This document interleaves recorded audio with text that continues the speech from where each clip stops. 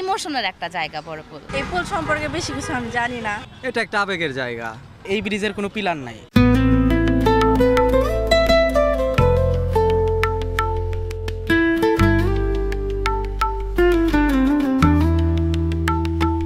সিরাজগঞ্জবাসীর কাছে আড্ডা ও আবেগের সবচেয়ে চেনা নাম ইলিয়ট ব্রিজ, যা সবাই বড়পুল নামেই চেনে।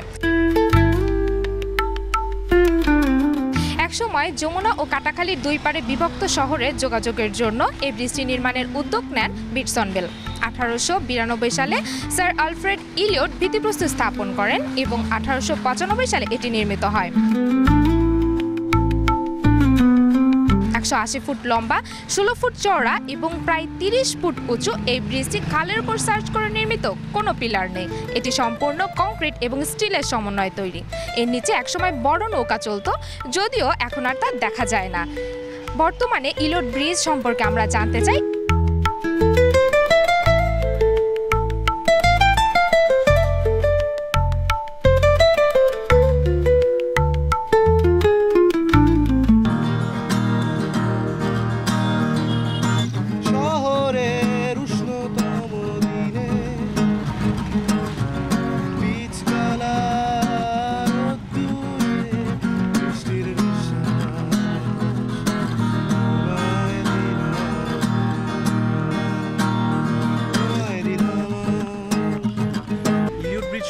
আসলে সিরাজগঞ্জের মানুষের কাছে বলার কিছু নাই, এটা সবাই জানে। সবচেয়ে পুরাতন ঐতিহাসিক ব্রিজ বলা যেতে পারে আমাদের সিরাজগঞ্জের মধ্যে বা রাজশাহী ডিভিশন।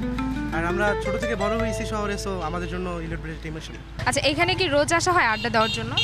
রোজ না, মানে যখন সময় হয় বন্ধুরা ডাকে এসে বসি মাঝে মধ্যে। এখানেই কেন বসেন? বাসা থেকে কাছে, শহরের মধ্যে সুন্দর জায়গা, মানে নিরিবিলি, বসে ভাল লাগে আর কি, পরিবেশটা ভালো লাগে। এখানে বসে আড্ডা দিতে আপনার কেমন লাগে? এখানে বসে আড্ডা দিতে সুন্দর একটা বিকেল উপভোগ করা যায়। এখানে মানে শহরের মধ্যে হওয়ার কারণে সব একবারে মিডল পয়েন্টে সব ভিউ এক ধরনের পাওয়া যায়।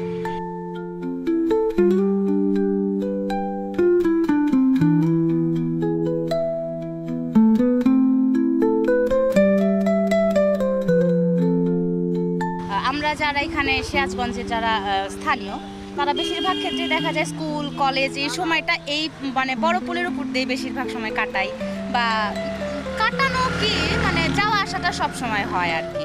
তো সবার কাছে একটা মানে ইমোশনের মতো জায়গাটা, যে আসি ঠিক আছে বড়পুলে একটু ঘুরে যাই, একটু এখানে সময় কাটাই, এই যে চা খাই, স্পেশালি এখনও খাচ্ছি চা। তো এই তো মানে ইমোশনের একটা জায়গা বড়পুল। আসা যাওয়া, স্কুল জীবন, কলেজ জীবন সবার সোনালি একটা স্মৃতি এই পর্যন্তই। আর এটা তো মনে করেন সিরাজগঞ্জের ঐতিহ্যর মধ্যে পড়ে। ইলিয়ট ব্রিজ অনেক আগের একটা কাটাখালটা আমাদের পুরো মানে সিরাজগঞ্জ অনেক এসএস রোডের ভিতরে কাটাখালটা অনেক বড় একটা জায়গা জুড়ে আছে। তো এর ভিতরে এই ইলিয়ট ব্রিজটা এপার থেকে ওপার পর্যন্ত মানে একটা অনেক কি বলে খুব সুন্দর একটা স্থাপনা আর কি। বড়পুলে কি সবসময় যাতায়াত করা হয়? হ্যাঁ, আমি সবসময় যাতায়াত করি। আমি বিকাল হলে আমি আমার দুটো ছেলে মেয়েকে নিয়ে আমি বড়পুল দিয়ে এখান থেকে যাতায়াত করি। এখানে দাঁড়িয়ে আমি বাতাস খাই। ওখানে একটা লেক আছে, ওখানে দাঁড়ায় আমার বাচ্চারা, ওখানে দাঁড়ায় বাতাস খাইতে খুব পছন্দ করে। খুব সুন্দর একটা জায়গা।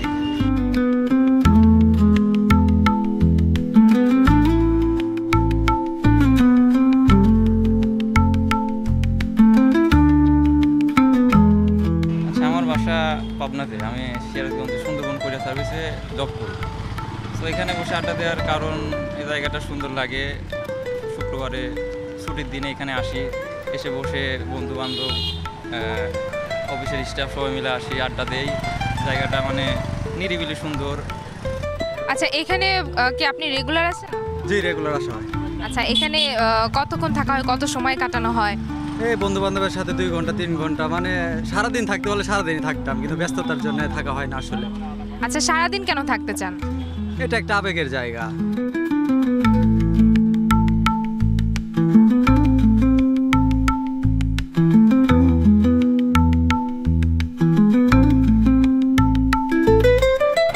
এই ব্রিজ শুধু একটি স্থাপনা নয়, এটি সিরাজগঞ্জের বহু তরুণ তরুণীর কাছে, বিশেষ করে ছেলেদের কাছে গভীর আবেগের স্থান।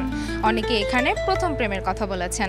বন্ধুত্বে কাটানো সন্ধ্যা কিংবা একাকিত্বে দাঁড়িয়ে থাকা কিছু মুহূর্ত সবই জড়িয়ে আছে বড়পুলকে ঘিরে।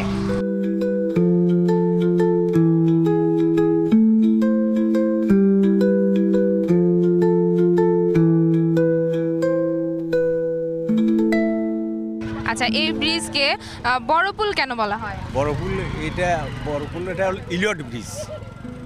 এই ব্রিটিশ সরকার সময় এক গভর্নর ছিল ইলিয়ট নামে। ওই ঝড় তুফানের দিন একদিন একটা গরিব মানুষ ওইখানে একটা খেওয়া ছিল, নৌকা পারাপার হইত না। ওইখানে ওই লোকটা কাকুতি মিনতি করতেছে যে আমাকে পয়সা নাই, পার করিব না।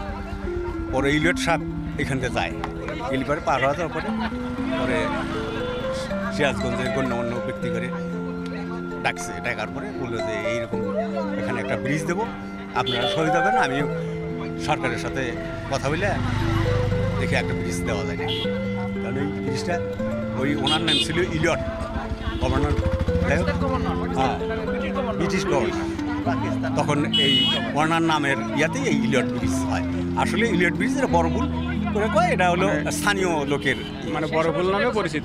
হ্যাঁ, এত বড় ব্রিজের আমাদের এরিয়া সিরাজগঞ্জে ছিল না, যার কারণে এলাকার লোকজন বড়পুল হিসেবে হ্যাঁ নামকরণ করছে। তাছাড়া আসলে ওই ইলিয়ট ব্রিজ নামে এর ভিত্তিপ্রস্তর ছিল হলো এবং এটা পাটাতন পাড়া, হ্যাঁ পাটাতন ছিল কাঠের। তো পরে এটা ওই ঢালাই করে দিয়া রিক্সা মানুষ চলাচল।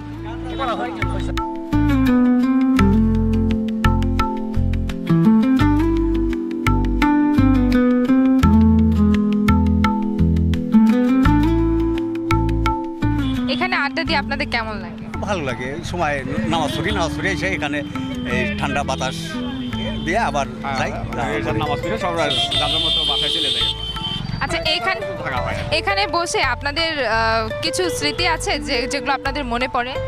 স্মৃতির মধ্যে বন্ধু বান্ধব মিলে আড্ডা দিই, এইটুকুই, তাছাড়া তেমন স্মৃতি নাই। আমি এখানেও গরমের দিনে মাঝে মধ্যে আসি, এখানকার আবহাওয়াটা ভালো, খোলামেলা জায়গা। আবার এখানে আসলে দেখা যায় যে বন্ধু বান্ধবদের সাথে দেখা হয়, ঠিক আছে, মনটা একটু ভালো লাগে।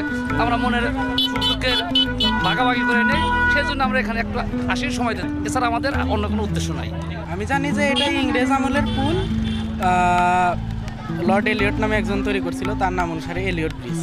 এই তো, আর এই ব্রিজের কোনো পিলার নাই, এটুকু জানি।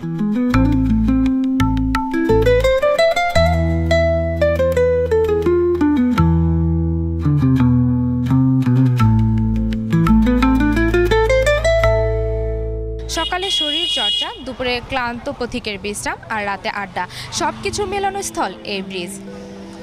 যমুনার হিমেল হাওয়া আর ব্রিজের রেলিংয়ে বসে কাটানো বিকেলগুলো এখনও অনেকের মনে অমলিন। যারা দূরে থাকেন তারা এখনও বড়পুল মনে করেই ফিরে যান পুরনো সেই দিনগুলোর কাছে। গঞ্জের কথা সাথেই থাকুন। ধন্যবাদ সবাইকে।